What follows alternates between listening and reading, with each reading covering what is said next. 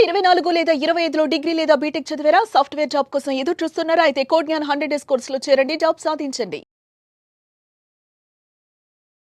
నమస్తే, welcome to Suman TV. నేను మీ anchor సిరి. August మాస ఫలాలు ఏ విధంగా ఉండబోతున్నాయి అండ్ అలాగే ద్వాదశ రాశుల వారి యొక్క గ్రహ సంచారం ఎలా ఉంటుంది, ఎలాంటి పరిస్థితుల్లో జాగ్రత్తలు పాటించాలి, వీటన్నిటి గురించి ఈ రోజు మనకి క్లియర్గా ఇన్ఫర్మేషన్ ఇవ్వడానికి వేదిక ఆస్ట్రాలజర్ ఉమా గారు ఉన్నారు. అడిగి తెలుసుకుందాం. నమస్కారం ఉమా గారు. నమస్తే అమ్మా. ద్వాదశ రాశుల వారి యొక్క గ్రహ సంచారం ఏ విధంగా ఉండబోతుంది, ఈ ఆగస్టు మాసంలో ఎలాంటి పరిస్థితుల్లో జాగ్రత్త పాటించాల్సిన అవసరం ఉందంటారు ఉమా గారు? తప్పకుండా అండి. ఆగస్టు మాసంలోకి వచ్చేసరికి మనం గ్రహ సంచారాన్ని ఒకసారి గమనిస్తే కనుక ముఖ్యంగా ఈ మాసంలో చంద్రగ్రహ సంచారము కాకుండా 2 గ్రహ సంచారాలు అనేటువంటివి మారుతూ ఉన్నాయి. రవి శుక్రగ్రహ సంచారాలు వాటి యొక్క సంచారాన్ని ట్రాన్సిట్ అనేటువంటి జరగబోతుందండి. రవి ఆగస్టు 17వ తారీఖున కర్కాటక రాశి నుంచి సింహరాశిలోకి జన్మ స్వరాశిలోకి వెళ్ళడం అనేటువంటి జరుగుతోంది. ఇక శుక్రుడు ఆగస్టు 20వ తారీఖు దగ్గర నుంచి మిథున రాశిలోకి కర్కాటక రాశిలోకి రావడం అనేటువంటి జరుగుతుంది.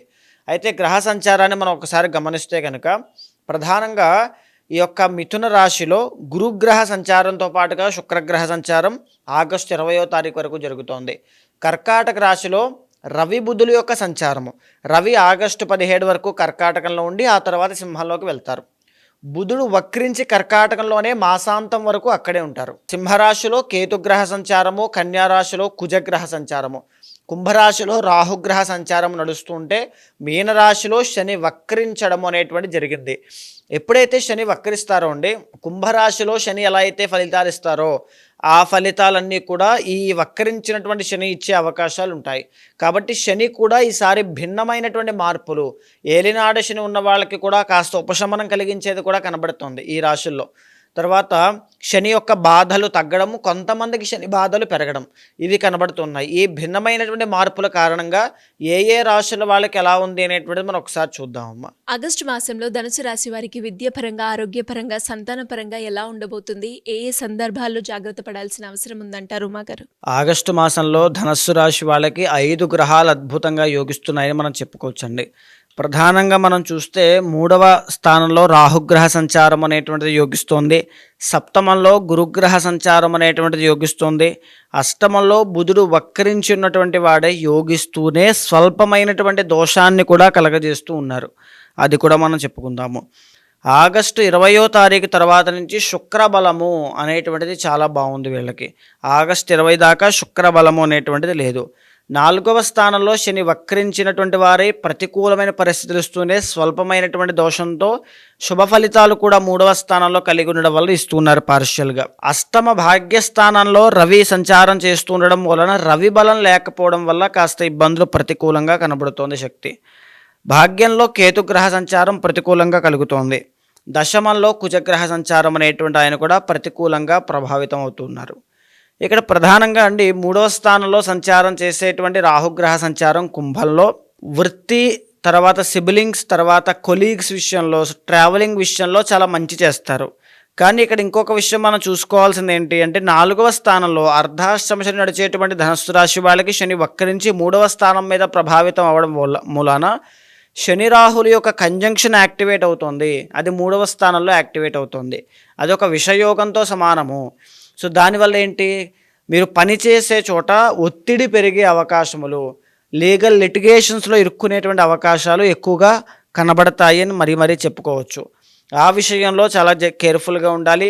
ప్రయాణం చేసేటప్పుడు ఆరోగ్యం విషయంలోనూ, ప్రయాణం చేసేటప్పుడు గాయాలు పాలవ్వకుండా చాలా కాపాడుకోవాలి. తరువాత 7వ స్థానంలో గురుగ్రహ సంచారము అక్టోబర్ దాకా, ఈ ఆగస్టు మాసంతో సహా అక్టోబర్ దాకా గురుబలము అనేటువంటిది చాలా బాగుంది.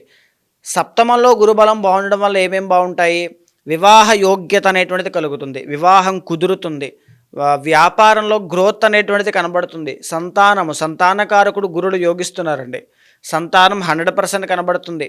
విదేశాలు వెళ్ళాలి అని కోరుకునేటువంటి వాళ్ళకి విదేశాలు వెళ్తారు, అన్ని యోగాలు బాగా సిద్ధిస్తాయి.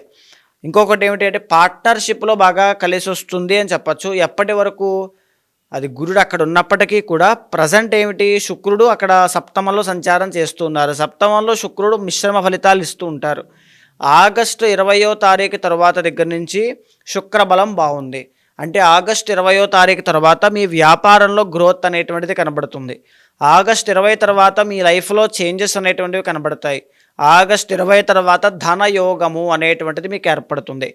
ఆగస్ట్ 20 తర్వాత బుధుడితో పాటు కలిసి శుక్రుడు అక్కడే సంచారం చేస్తారు కర్కాటకంలో. ఆ బుధుడు వక్రించినటువంటి వారే ఉన్నారు. ఆ బుధుడు అష్టమ స్థానంలో సంచారం చేయడం మూలాన ప్రధానంగా అష్టమంలో బుధ శుక్రుల యొక్క కంజంక్షన్ మూలాన ఆరోగ్య సమస్యలు తగ్గడము ఒకటైతే, బంధువుల నుంచి సహాయ సహకారములన్నీ కూడా అందడం, ఇది రెండవ మంచి గుణంగా మనం చెప్పుకోవచ్చు. అయితే 4వ స్థానంలో శని వక్రించి ఉండడం వల్ల ఏంటి అంటే పనులన్నీ కూడా వాయిదా పడడం అనేటువంటిది తగ్గి కాస్త పనులన్నీ ఫాస్ట్గా చకచకా మూవ్ అయ్యే అవకాశాలు కనబడుతూ ఉన్నాయి. దానివల్ల వచ్చేటువంటి ప్రశాంతత అవి కూడా ఫేస్ చేస్తారని కూడా చెప్పచ్చు. రవి బలము అనేటువంటిది లేదండి. ఈ రవి బలం లేకపోవడం వల్ల సమయానికి పని అవ్వకపోవడం వల్ల ఇక్కడ చూడండి, శని వక్రించడం వల్ల పనులన్నీ చకచకా పూర్తవుతాయి. రవి మళ్ళా బలం లేకపోవడం వల్ల మళ్ళీ ఆటంకాలు వస్తూ ఉంటాయి. ఈ రెండు పరిపూర్ణంగా విరుద్ధమైనటువంటి సెంటెన్సెస్ అండి. అయితే ఇక్కడ చూడండి, శని వక్రించడం వల్ల స్వల్పమైనటువంటి కార్యసిద్ధిని ఇస్తారు. స్వల్పంగానే తక్కువ అమౌంట్ ఆఫ్ ఎనర్జీ ఇక్కడ డెవలప్ అవుతుంది.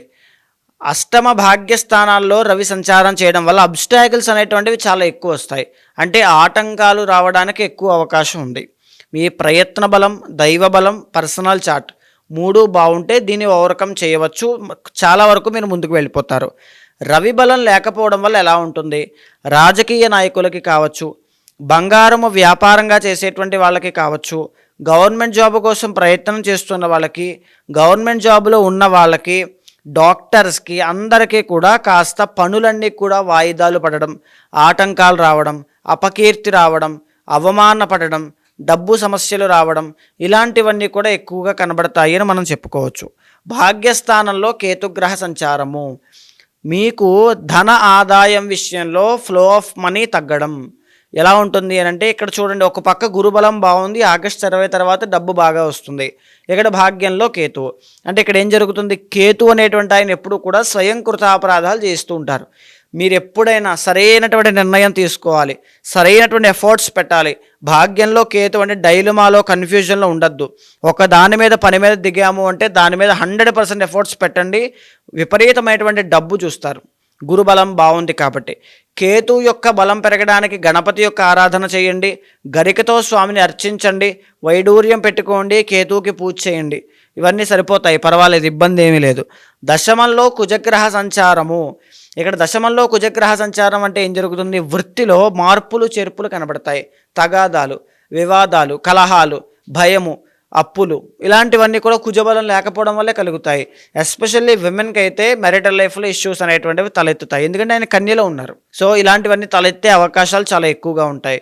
ఓవరాల్గా ధనస్సు రాశి వాళ్ళకి ఈ మాసం ఫేవరబుల్గానే ఉంది అని చెప్పచ్చు. చిన్న చిన్న దోషాలు, కొన్ని ప్రికాషన్స్, జాగ్రత్తలు తప్పకుండా తీసుకోవాలి. రెమెడీస్ విషయానికి వస్తే మాత్రము ఎవ్రీడే మానకుండా ఆదిత్య హృదయము అనేటువంటిది పారాయణ చేయండి. ఆదివారం గోధుమలు కేజింపావు దానంగా ఇవ్వండి.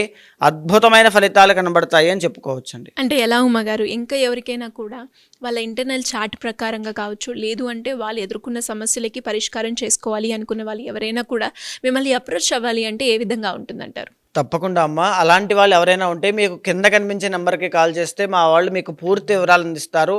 ఇక్కడ గోచారము అనేటువంటిది 40% ఒక మానవ జీవితం మీద పడితే, పర్సనల్ చార్ట్ అనేటువంటిది 60% మానవ జీవితం మీద ప్రభావితం అవుతుంది. పర్సనల్ చార్ట్లోనే అంటే రెండింటినీ మనం సమన్వయం చేసుకుంటూ లెఫ్ట్ ఆర్ రైట్ సిచ్యువేషన్ వచ్చినప్పుడు ఎటు వెళ్ళాలో తెలియనప్పుడు ఈ ఆస్ట్రాలజీని సహాయం తీసుకుని చేసుకోవాల్సింది రెండింటినీ సమన్వయం చేసుకుంటూ వెళ్ళాలి. ఏదైనా దోషం ఉంటే రెమెడీస్ మనం ఫాలో అవుతూ ఉంటాం కాబట్టి ఆ రెమెడీస్ కూడా ఈ రెండింటినీ సమన్వయం చేసుకున్న తర్వాత వచ్చేటువంటి దాన్ని ఫాలో అవుతూ మాత్రమే ముందుకు వెళ్ళాలి.